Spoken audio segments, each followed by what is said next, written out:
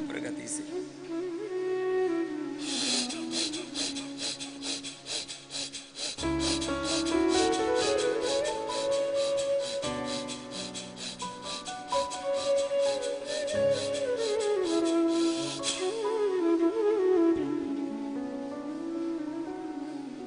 एक लगन के साथ,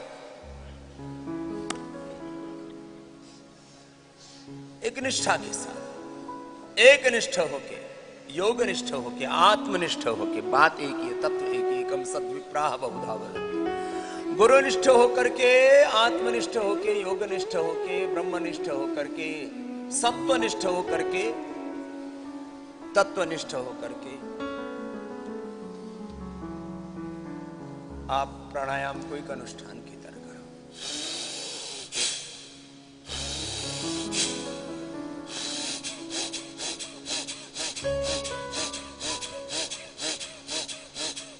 और लगातार करो, नॉन स्टॉप। निरंतरता, नैरंतर्य, सातत्य और पुरुषार्थ की पराकाष्ठा, इन दो शब्दों का प्रयोग मैं सर्वाधिक करता हूं। कई बार उसको अखंड प्रचंड पुरुषार्थ कह करके बात करता हूं, कई बार पुरुषार्थ की पराकाष्ठा कह करके, कई बार पुरुषार्थ का सातत्य कह करके, साधना का सातत्य कहो, साधन का सातत्य कहो, सद्ज्ञान का, सद्भावों का, सद्गुणों का,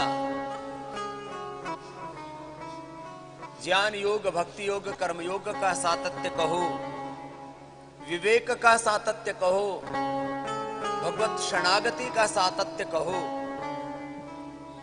कर्म का, कर्तव्य का, योग निष्ठा का, योग धर्म का सातत्य कहो, बात एक ही। सातत्य और समग्रता, खाली एक भस्त्रिका नहीं। भस्त्रिका के बाद आगे भी दूसरे प्राणायाम होंगे। भस्त्रिका के साथ कपाल भाती भी होगा, बाह्य प्राणायाम, उज्जाई, शीतली, शीतकारी, चंद्रभेदी, सूर्यभेदी, नाड़ी शुद्धिकरण, रोगांतक, अभ्यंतर, भ्राम्र, उद्गीत भी होगा। उसके साथ मुद्राएं भी होंगी। योग के साथ यजन भी होगा। योग, यज्ञ, आयुर्वेद की औषधियां होंगी। औषधियों को खाया भी जाएगा, औषधियों को हवन में भी डाला जाएगा।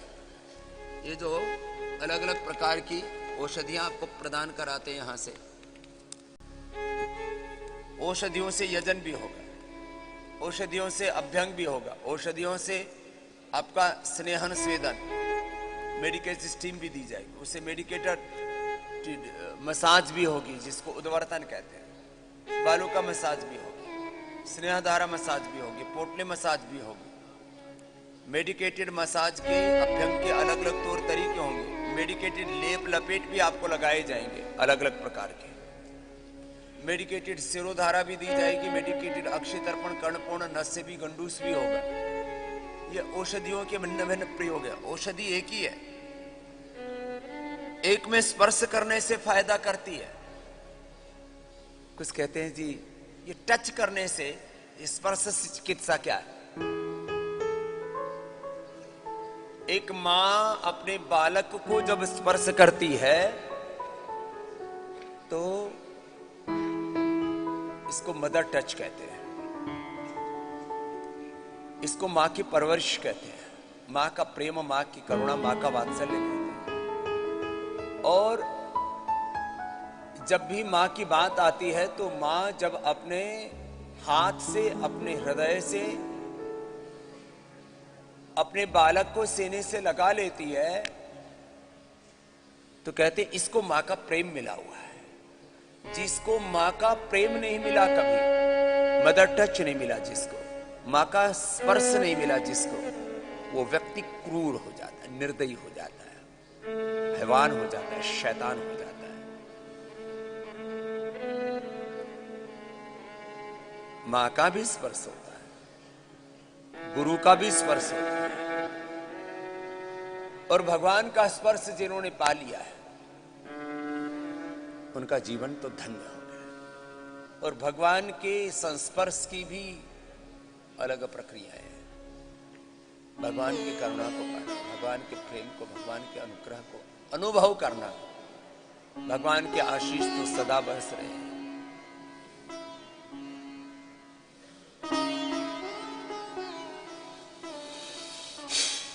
भस्त्रिका से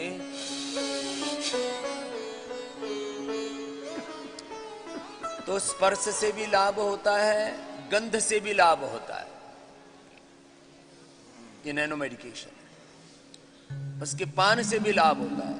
ताजा औषधि का रस पीना, फिर कसाय पीना, क्वाथ पीना, उसका स्टेक लेना, उसका चूर्ण लेना, उसकी वटी लेना, अलग अलग रूपों में औषधि सेवन होता है और इसके अलग अलग लाभ है। इसके साइंटिफिक वैलिडेशन के साथ में इस बात को कह रहा हूं।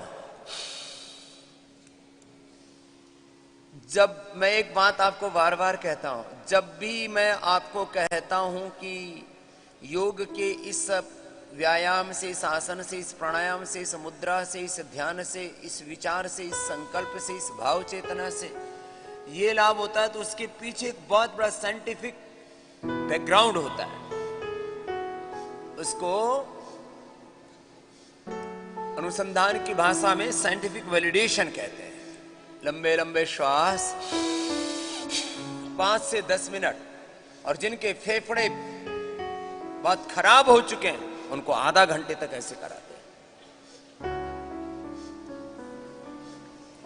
अब बहुत कुछ बातें मुझे कहनी है। कुछ कहते हैं जी ऐसा तो किसी ने नहीं कहा था, ऐसा तो किसी ने नहीं कहा था कि ये रोग ठीक हो जाता है, ये दुख ठीक हो जाता है, योग से ये मिलता है। योग के जो लाभ है, अरे कहा नहीं था, किया भी तो नहीं था ना, किया भी तो नहीं था। हमने किया, उसके बाद उसका पूरा साइंटिफिक वैलिडेशन किया, रिसर्च किया, तर्क तथ्य युक्ति प्रमाण और अनुभूति के साथ फिर हमने अभिव्यक्ति दी है सत्य को। ऐसे 5-10 मिनट से लेकर के कोरोना के बाद मैंने आधा घंटे और 1 घंटे तक भी भस्त्रिका करवा दिया।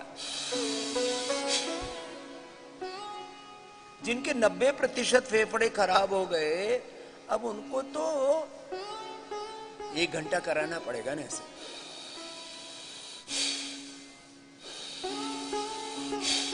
आराम।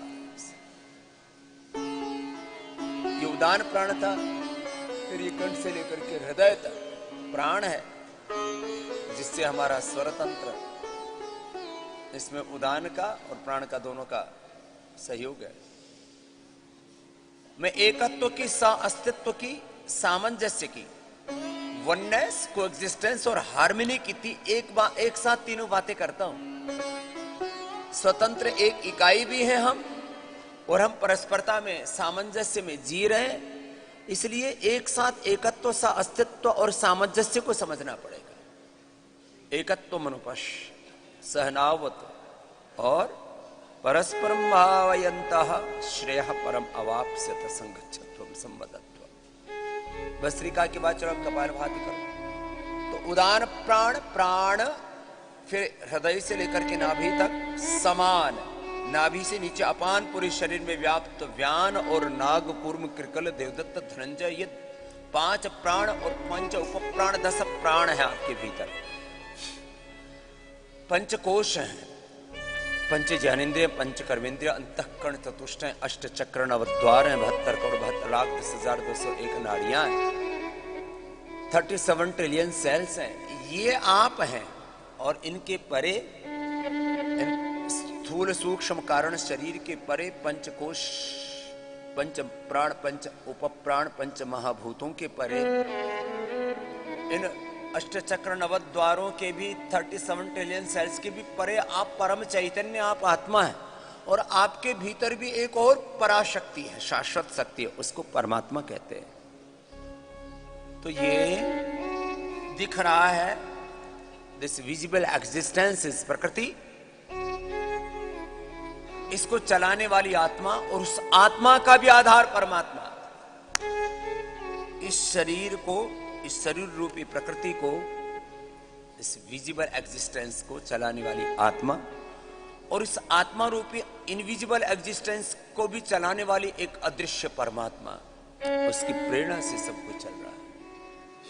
भस्त्रिका के बाद कपालभाति करो, उसके यहां तक पहुंचना आपको।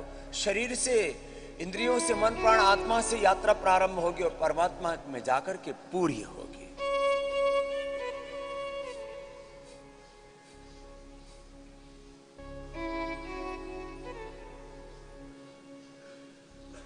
कौन कहे तेरी महिमा, कौन कहे तेरी माया, किसी ने परमेश्वर तेरा अंत कहीं ना पाया।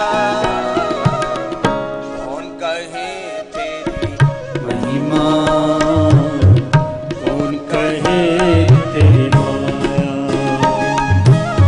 किसी ने परमेश्वर तेरा, किसी ने परमेश्वर तेरा अंत कहीं ना पाया। कौन कहे तेरी महिमा, कौन कहे तेरी माया, अजर अमर अविनाशी कण कण में व्यापक है, सबसे पहला उपदेशक और अध्यापक है। गुरु का भी गुरु है ईश्वर, गुरुओं का भी गुरु है ईश्वर, ऋषियों ने फरमाया। कौन कहे तेरी महिमा, कौन कहे तेरी माया, कौन कहे तेरी महिमा, कौन कहे तेरी माया। प्रभु नजर क्यों नहीं आया? तो वेद में कहा, यस्य भूमि प्रमांतरिक्षं भूतलं देवं शक्तिमूर्धा तस्मै ज्येष्ठाय ब्रह्मणे नमः। ये दुलोक भगवान का सिर, अंतरिक्ष लोक भगवान का धड़, लोक भगवान के चरण, हम सदा भगवान के चरण शरण हैं। इतना बड़ा ये विराट तारा बाना, सारा ब्रह्मांड देख करके भी कोई कहे कि भगवान को नजर नहीं आया, सब कुछ देखते हुए भी अंधे क्यों हो जाते? सब कुछ अनुभव करते हुए भी, सब कुछ करने का ज्ञान, सब कुछ करने की प्रेरणा, सब कुछ करने की शक्ति तो भगवान दे रहा है। मनुष्य की बूते की बात तो एक छोटा सा धूल का कण नहीं बना सकता। We cannot create a single cell of this body and single atom of this universe. So why we are talking these type things that where is it? ईश्वर अबोध भगवान का है मेरे भाई, सब जगह। इसलिए कुछ कहते भगवान कहाँ है, और जो भगवान की अनुभूति में जी रहे कहते भगवान कहीं कहाँ नहीं है। सारे सूरज चांद सितारे भी तुझ में है, सारे सूरज चांद सितारे भी तुझ में है, सभी समंदर सभी किनारे भी तुझ में है।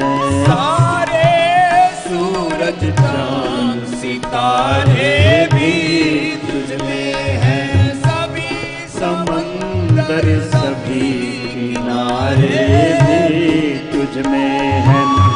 सृष्टि के अंदर बाहर तू, सृष्टि के अंदर बाहर तू एक समान समाया। कौन कहे तेरी महिमा, कौन कहे तेरी माया। परमेश्वर तेरा किसी ने परमेश्वर तेरा अंत कहीं ना पाया।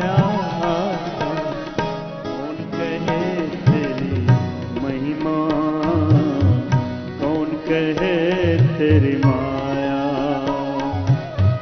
कौन कहे तेरी महिमा, कौन कहे तेरे माया।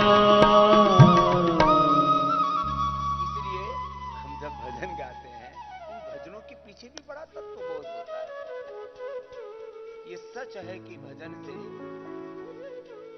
व्यक्ति की भगवान में लगन लग जाती है और वो भावातिरेक में भगवत शरणागति में पहुंच जाती है। लेकिन उन भजनों में बड़े गहरे तत्व हैं। मेरा आपकी कृपा से, प्रभु आपकी कृपा से सब काम हो रहा